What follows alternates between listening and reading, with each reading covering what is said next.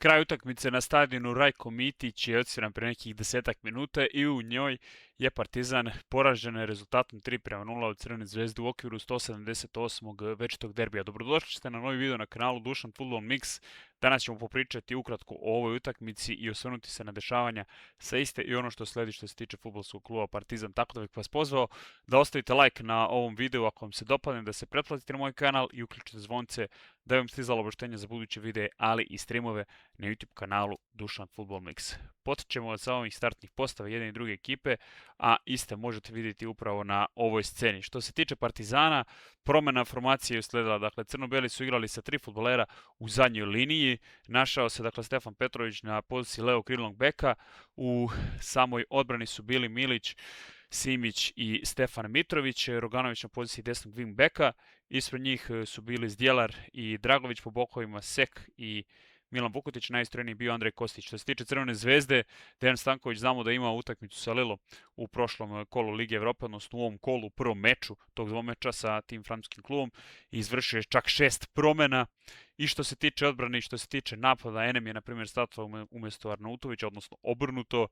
Lučić također je ostao na klupi kad taj je počeo, koji je na kraju postigao taj posljednji gol za Crvenu zvezdu i vratio se u postavu srpskog aktualnog šampiona Kostov, koji je eto na kraju možda i igrač današnje utakmice. Ali ajmo hronološki, dakle, kako su se stvari dešavale na terenu. Dakle, u samom uvodu ovog susreta Crvena zvezda je nametnula svoj tempo, imala veći posjed lopte i više boravila na polovini ekipe Partizana. To je rezultiralo da imaju prvu šansu već u 6. minutu, kada je Kataj dobio loptu sa desnog boka. Solidno pokušao, ali je odlično intervenisao tada golman Partizana Marko Milošević. On je večeras definitivno najsvetlija tačka bio Partizana, s obzirom da je odbranio tada Kate i udarac odbranio Arnautović u 27.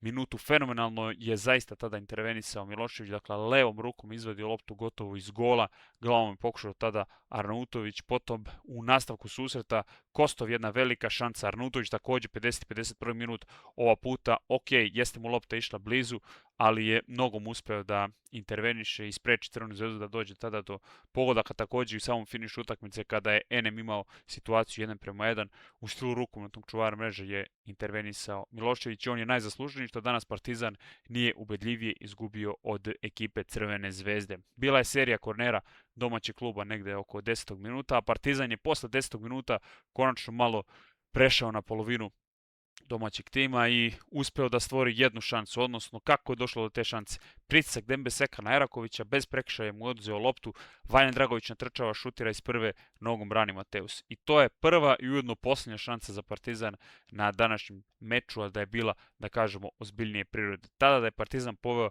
pitanje kako bi se dalje odvijale stvari, ovako Mateus je uspeo da sačuva Crvenu zvezdu i sve u ostalom delu susreta je bilo manje više na strani domaće ekipe.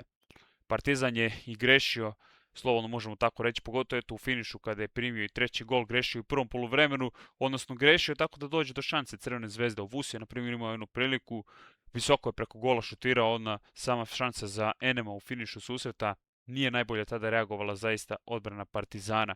I opet je Crvena zvezda posle tih nekih 10 minuta uspostavila inicijativu nakon što se Partizan vratio u meč, odnosno ušao, ajde tako da kažemo, ozbiljnije u utakmicu, s obzirom da nisu u prvom delu susreta imali nešto veći posjed lopte.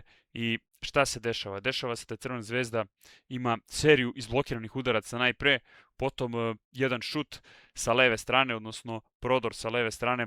Tu je malo štrčalo u prvom poluvremenu što se tiče Partizana, iako je zapravo uglavnom se napadalo po desnom boka preko Ovusua, koji je centar šutovima tražio sa igrača. Kako je Partizan dolazi do nekih situacija pred golom Crvene zvezde?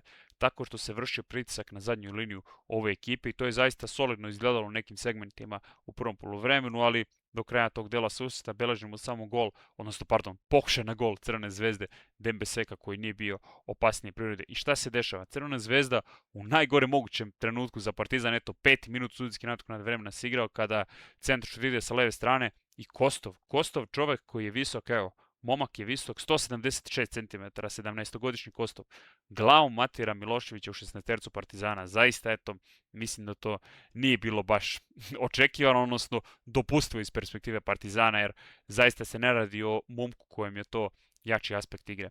Odlazi se na poluvreme sa prednošću ekipe Crvene zvezde i šta se dešava? Dešava se da opet bolje domaći ulaze u nastavak susreta, ređaju se te šanse, kažem, i Gola Ranutovića koji zaista bio sjajan, vidio se individualno kvalitet ovog fudbalera, sa distance je šutirao, nisu uspjeli u blok da mu uđu igrači Partizana i to je bilo 2:0 za Crvenu zvezdu. Šta sledi dalje?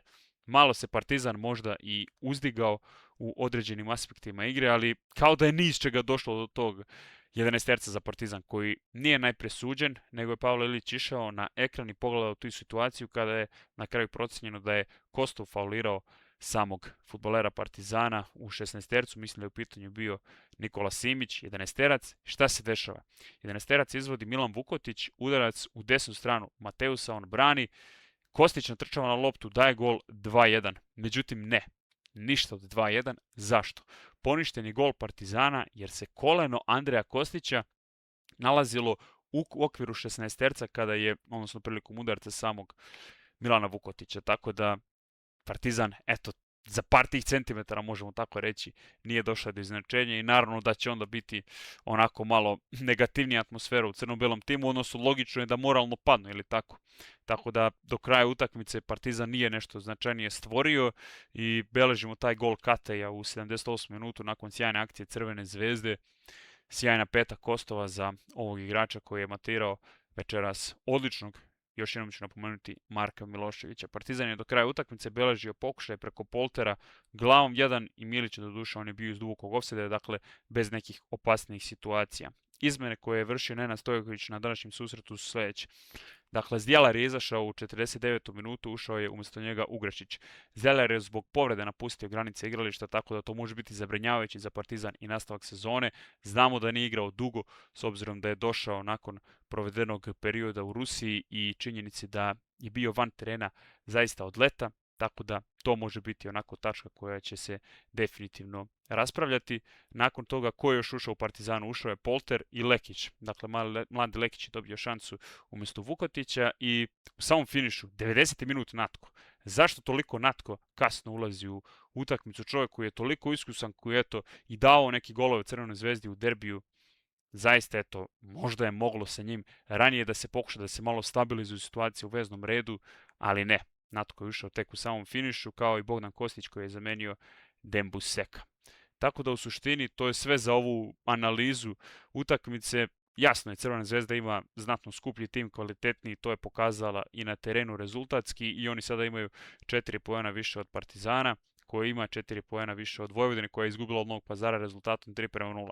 Sada je realnije možda da se Partizan okrene borbi za drugo mjesto, odnosno da pokuša da održi tu drugu poziciju, a to će nastaviti da radi, odnosno u narednom kolu će Crno-beli igrati protiv ekipe OFK Beograda na domaćem terenu od 18:30. Tako da kada govorimo o ovom snimku, to je sve za danas. Hvala vam na pažnji i ako Bog da, družimo se uskoro već na novom videu. A do tada, sportski pozdrav od Dušana s kanala Dušan Futbol Mix.